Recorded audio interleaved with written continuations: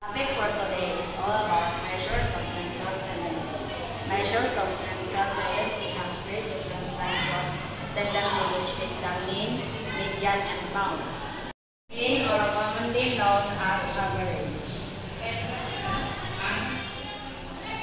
Take these numbers for example.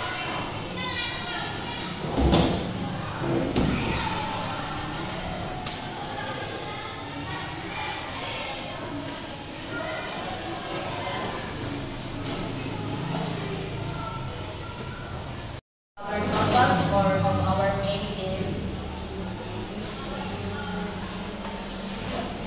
mean is 75. And now let us divide 75 to 5. And the total score is 15. And that is our total mean. Now go to the median. Median is commonly known as midpoint value.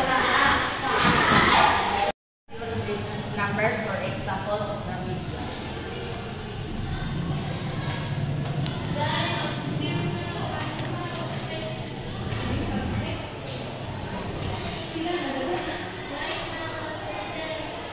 And now let us arrange these numbers for descending order to ascending. Let us arrange these numbers from descending order to ascending order.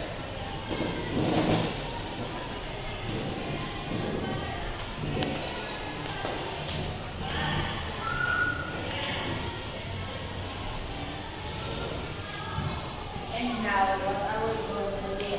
Let us now